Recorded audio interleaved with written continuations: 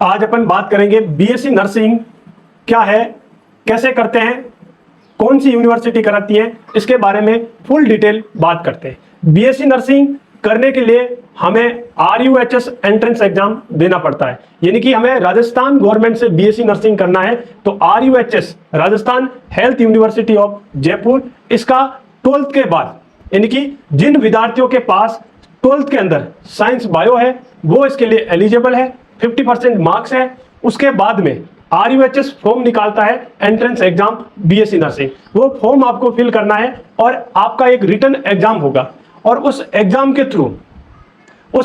Through आपको government और private कॉलेजों में आपको सीट एलोकेशन दी जाएगी। यानी कि अब बीएससी नर्सिंग करने के लिए 100% जो सीटें हैं वो गवर्नमेंट काउंसलिंग के थ्रू होगी, चाहे प्राइवेट कॉलेज हो चाहे गवर्नमेंट कॉलेज हो। ये राजस्थान में नर्सिंग करने के लिए RUHS एंट्रेंस एग्जाम देना ही पड़ेगा, ये एक कंपलसरी एग्जाम है। अब ये एग्जाम देने के बाद यदि आपका काउंसलिंग में नंबर आ गया, यानी कि आपको एक काउंसलिंग होगी, उसमें आपने कॉलेज को फिल किया और फिल करने के बाद में आपको कॉलेज मिल गई, तो आप उस कॉलेज में जाके रिपोर्ट करें और आप अपने डॉक्यूमेंट दिखाएं और वहां अपना एनरोल करके आप एडमिशन फिक्स करके उनको बता दीजिएगा। यदि आप ऐसा करोगे तो आप फर्स्ट काउंसलिंग के अंदर एलिजिबल हो जाओगे। यदि आप फर्स्ट काउंसलिंग में यदि उनको इन्फॉर्म नहीं करोगे तो आप नेक्स्ट काउंसलिंग में चले जाओगे और एक प्रोसेस में चले जाओगे। तो आपको जब भी काउंसलिंग के थ्रू जो कॉलेज मिलता है आप वहां जाके रिपोर्ट करें और वो जो कॉलेज है वो आगे RUHS को रिपोर्ट करेगा। सेकेंड बात, अब ये जो कोर्स है ये एक प्रोफेशनल कोर्स है, ये 4 साल का कोर्स है, 4 ईयर का कोर्स है। अब जो सरकार ने अब जो RUHS न्यू स्कीम है इसमें सेमेस्टर सिस्टम लागू करती है, यानी कि पहले first year, second year, third year, fourth year, 4 साल का कोर्स था। अभी जो फर्स्ट ईयर सेकंड ईयर को फर्स्ट सेम सेकंड सेम में हाफ एंड हाफ डिवाइड कर दिया, यानी कि सारे जो फर्स्ट ईयर में सब्जेक्ट थे वो फर्स्ट सेम और सेकंड सेम में जोड़ दिए और 1 साल का कोर्स को आधा कर दिया और सेमेस्टर सिस्टम लागू कर दिया। और सेमेस्टर सिस्टम जो किया है इसके साथ में एग्जाम का पैटर्न भी बदला है, यानी कि पहले जो एग्जाम हुआ करता था वो एग्जाम एक 5th क्वेश्चन आते थे और उसको टोटल 80 मार्क्स का पेपर हुआ करता था। उसमें से आपको ईच क्वेश्चन जो है 16 मार्क्स का होता और टोटल 80 नंबर का पेपर होता। 20 नंबर जो है कॉलेज से यहां से मार्क्स जाते थे, टोटल 100 नंबर का जो है स्कोर रहता था।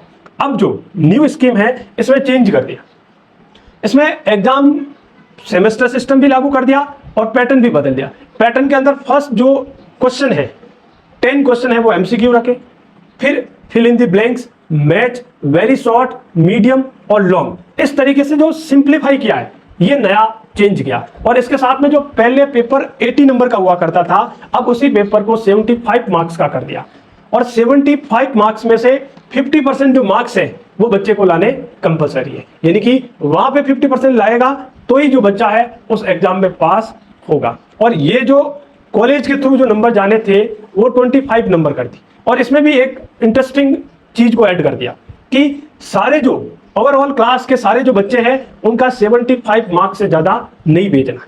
तो जो कॉलेज से नंबर जाते थे वो 75 से पहले ज्यादा भी जाते थे, अब रेस्ट्रिक्शन कर दिया कि 75 से कम नंबर भेजे और पेपर में यानी कि 38 नंबर से ज्यादा नंबर लेके आए, यानी कि 50% लेके आएंगे तभी आप जो हो क्वालिफाई होंगे। और सब्जेक्ट के नाम भी थोड़े चेंज किए, जैसे एनाटॉमी फिजियोलॉजी था तो अब जो एनाटॉमी फिजियोलॉजी को कर दिया applied anatomy and physiology, applied sociology, applied psychology, applied nutrition, applied biochemistry. All are applied knowledge, all are clinical knowledge is main focus of RUHS for quality of education increase.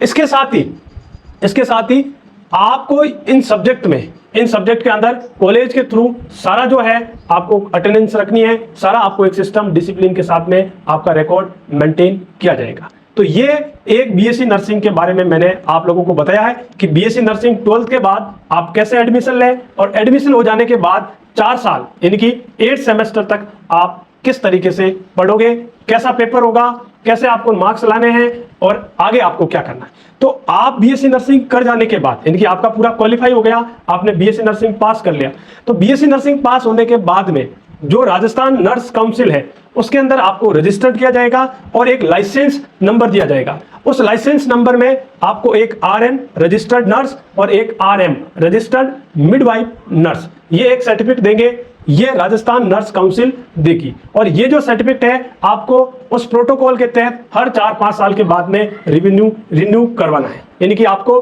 बताना है कि अभी भी हम इसी स्टेट के अंदर practice कर रहे हैं।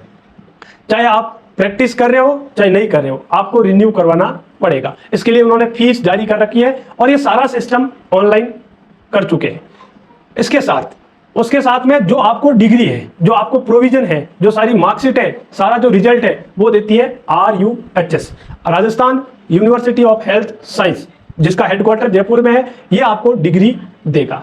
जब आपका डिग्री हो जाएगा, इनकी RN नंबर आ जाएंगे, तब आप जो है एग्जाम के लिए क्वालिफाई है। यानी कि अब अगला जो क्वेश्चन है कि भाई BSc नर्सिंग हो जाने के बाद में हम जॉब के लिए अप्लाई कर सकते हैं। तो जी हाँ दोस्तों, बिल्कुल BSc नर्सिंग हो जाने के बाद आपको RN नंबर आ जाने के बाद आप नर्सिंग ऑफिसर का एग्जाम के लिए क्वालिफाई हो जाएंगे। चाहे स्टेट की कोई वैकेंसी हो, चाहे सेंट्रल की वैकेंसी हो, लाइक एम्स, PGI, सारे जो सेंट्रल के हॉस्पिटल है उसमें आप बिल्कुल क्वालिफाई हो।